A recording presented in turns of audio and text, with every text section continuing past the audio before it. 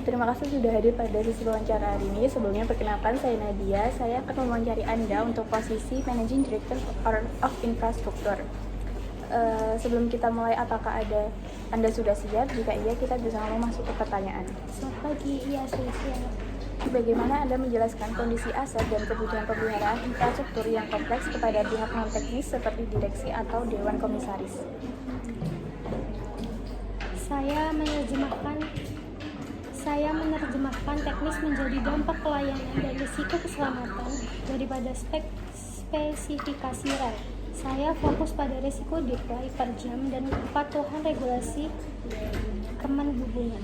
Saya menyajikan dashboard kondisi jalur green, yellow, red zone untuk investasi upgrade sinyal. Saya ditunjukkan bagaimana investasi ini mengurangi headway dan potensi insiden, bukan hanya spesifikasi komponen. Lalu ceritakan pengalaman ketika komunikasi efektif menjadi kunci pengambilan keputusan penting terkait proyek infrastruktur. Terjadi pendebatan alokasi dana antara proyeksi perawatan jalur P3 dan upgrade sistem persinyalan. Saya menyelenggarakan rapat dan mengubah fokus ke analisis resiko keselamatan tertimbang. Saya tunjukkan bahwa penundaan persinyalan berisiko fatal seperti P3 bisa ditangani dengan speed restriction sementara. Komunikasi efektif memastikan alokasi dana bergeser ke mitigasi risiko tertinggi. Lalu bagaimana Anda memastikan informasi strategis terkait aset dan pemeliharaan diterima dan dipahami secara seragam oleh seluruh unit terkait? Saya menerapkan sistem Rail Asset Management sebagai sumber data tunggal. Keputusan strategis aset renewal plan disepakati di rapat koordinasi lintas direktorat. Setiap keputusan penting dikeluarkan sebagai surat edaran direksi, memastikan semua drop dan balai yasa menerima dan memahami mandat yang sama. Bagaimana Anda menyeimbangkan antara efisiensi biaya, pemeliharaan, dan kebutuhan pengembangan infrastruktur? Keseimbangan adalah TCO jangka panjang dan RMB. Pemeliharaan prasarana dioptimalkan menggunakan ukur jalan dan PDM fokus pada jalur kritikal. Pengembangan harus memiliki analisis ROI yang solid, memprioritaskan rute dan trafik tinggal dan bottleneck operasional. Ceritakan contoh keputusan terkait proyek atau aset infrastruktur yang berdampak besar pada tim operasional, investor, atau reputasi perusahaan. Kami memutuskan memajukan penggantian jembatan legasi di jalur padat 10 bulan lebih awal.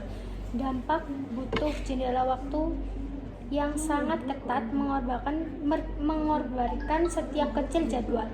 Tindakannya itu komunikasi Kemenhubungan transportasi tentang resiko dan ke publik mengenai peningkatan keselamatan.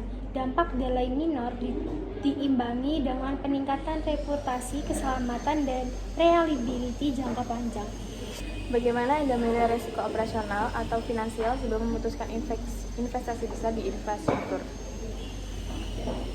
Kami menggunakan analisis skenario yang matriks risiko keselamatan. Operasional dinilai berdasarkan dampak distribusi pada GPK dan potensi kecelakaan.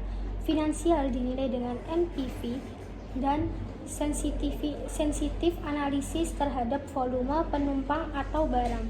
Kami hanya berinvestasi setelah risiko keselamatan dinilai sebagai yang terendah dan finansialnya memberikan pengembalian yang strategis. Lalu target peningkatan efisiensi operasional atau pengelolaan aset apa yang pernah Anda capai di peran sebelumnya? Target saya adalah meningkatkan availability sarana lokomotif dari 90% menjadi 95% dan mengurangi cost per kilometer 15% dalam 2 tahun ini. Kami mencapai dengan implementasi condition based monitoring pada lokomotif utama yang rekrutasi balai. biasa menjadi pusat evahul berbasis lean manufacturing. Hasilnya, kami melebihi target yang mengurangi waktu perbaikan. Lalu bagaimana Anda memastikan tim pemeliharaan dan manajemen aset berorientasi hasil dan memiliki budaya akurasi tinggi? Saya membangun budaya akurasi melalui penetapan KPI, Real Assessment Integrity Index, dan insentif berbasis kinerja, compliance PM, dan mean time to repair. Kami mewajibkan sertifikasi teknik KAI dan melakukan audit verifikasi lapangan atasan laporan kondisi prasana. Ceritakan bagaimana Anda mengukur keberhasilan kinerja proyek atau pengelolaan aset secara konkret. Di PT KAI, saya mengukur keberhasilan proyek dengan keselamatan, kepatuhan regulasi, dan near misses reduction, operasi, peningkatan kapasitas angkut, dan ketepatan waktu, finansial, menyimpang anggaran, dan TCO aset proyek, sarana atau prasana hanya berhasil jika dampak operasional dan keselamatan terunifikasi positif. Bagaimana Anda meyakinkan direksi atau dewan untuk mendukung proyek infrastruktur strategis yang awalnya tidak disetujui? Proyek elektrifikasi jaringan komputer awalnya ditolak karena capex besar. Saya menyajikan analisis triple impact, operasional, pencepatan, dan kapasitas KRL, finansial, proyektif, dari meningkatkan penumpang 30%. Saya mengubah diskusi dari biaya menjadi nilai strategis jangka panjang bagi mobilitas nasional. Ceritakan pengalaman Anda membangun kesepakatan lintas fungsi terkait anggaran pemeliharaan atau investasi aset. Saya memimpin koordinasi anggaran antara Direktorat Rasana dan Prasana. Kami memulai dengan target one time performance nasional. Kemudian kami bersama-sama menentukan alokasi dan optimal untuk pemeliharaan jalur prasana dan roda atau mesin sarana. Memastikan kedua anggaran saling mendukung target OTP, bukan bersaing merebutkan dana. Bagaimana Anda menghadapi perbedaan pendapat dalam rapat strategi terkait proyek dan aset? Ya, memastikan perbedaan pendapat didasarkan pada data teknis dan regulasi Kemenhub. Saya meminta pihak yang berselisih menyajikan konsekuensi risiko dari setiap opsi. Jika buntu, kami mencari solusi yang memitigasi risiko keselamatan tertinggi, karena keselamatan adalah utama dari KAI. Bagaimana Anda merencanakan siklus pemeliharaan dan pengembangan aset tahunan serta memastikan kepatuhan seluruh unit terhadap rencana tersebut? Perencanaan tahunan saya ambil dari rencana jangka panjang prasana atau sarana 5 tahunan.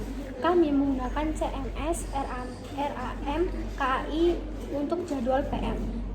Kepatuhan dipastikan melalui rapat tinjauan kinerja bulanan lintas DAOP, di mana kinerja manajer dinilai berdasarkan schedule kompleks PM dan keputusan GPK yang disepakati, menciptakan aksesibiliti terpusat.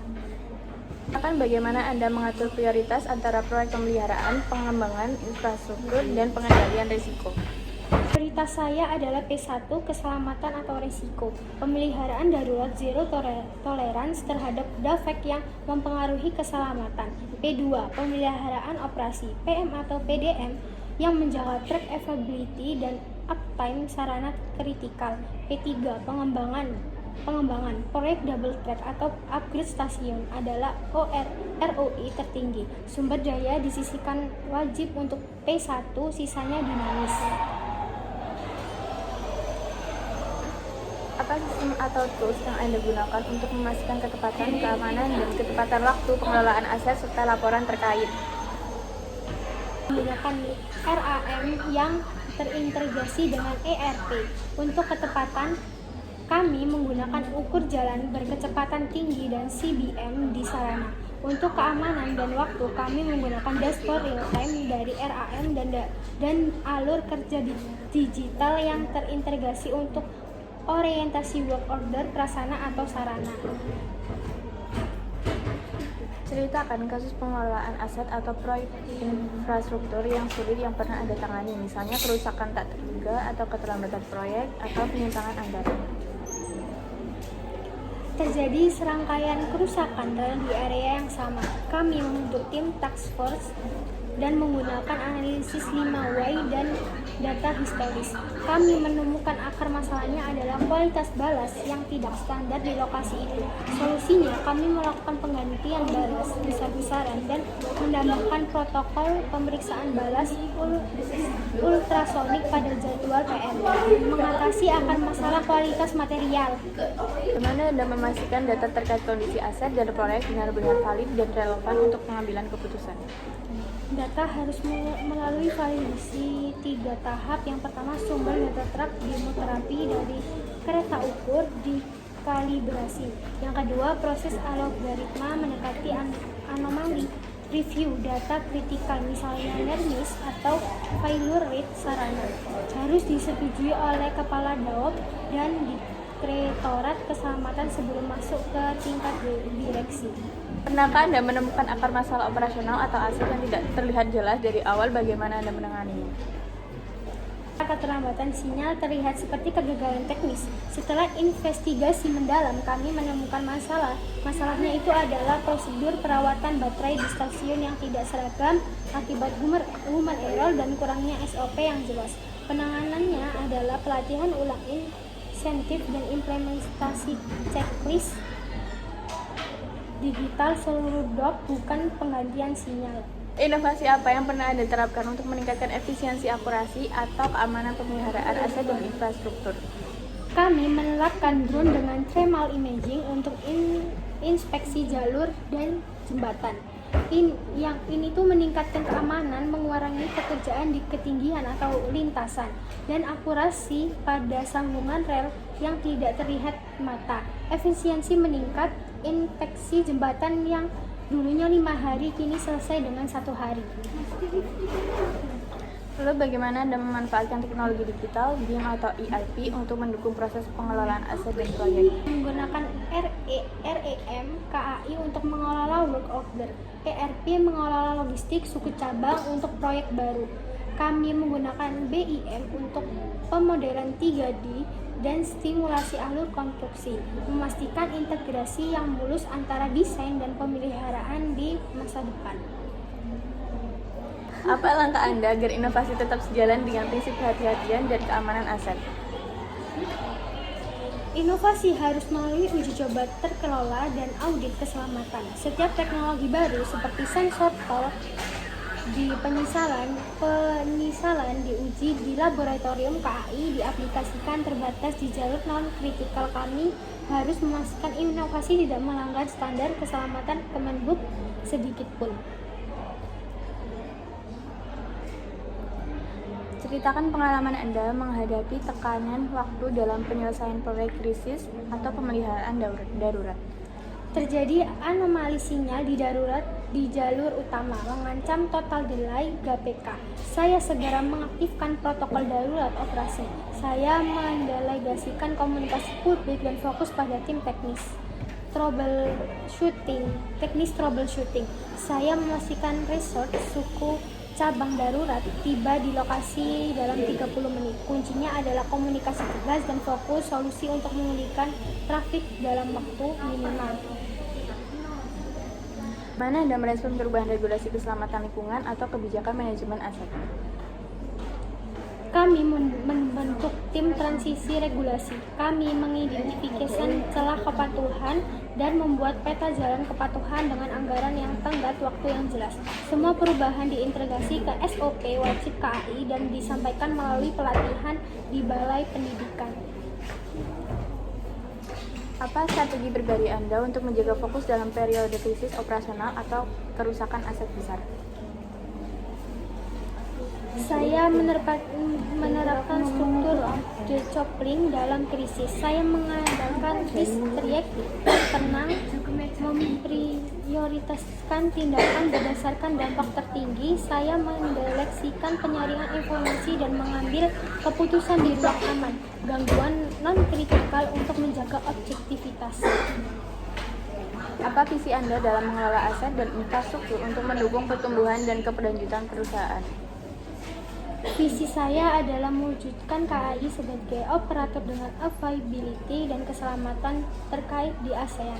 Ini berarti zero impact failure pada sarana kritikal, efisiensi energi maksimal, dan kemampuan implementasi prasarana baru 30% lebih cepat. Kami akan memastikan setiap aset mendukung mobilitas nasional dan standar keberlanjutan yang tinggi. Bagaimana Anda membangun tim manajemen aset dan pemeliharaan yang strategis, bukan hanya administratif? Saya mendorong tim teknis di DAUP dan Balai Yasa untuk menjadi analisis kegagalan. Saya memberikan mereka pelatihan TOC dan analisis root cause. Kami menerapkan rotasi saling dengan tim operasi dan komersial agar mereka memahami dampak bisnis dari setiap work order yang mereka kerjakan. Bagaimana Anda menilai kesehatan infrastruktur dan aset perusahaan dari perspektif jangka panjang? Kesehatan dinilai melalui indeks kesehatan terpusat dan sisa masa manfaat ekonomi. Kami secara tahunan mengukur renewal gap. Jika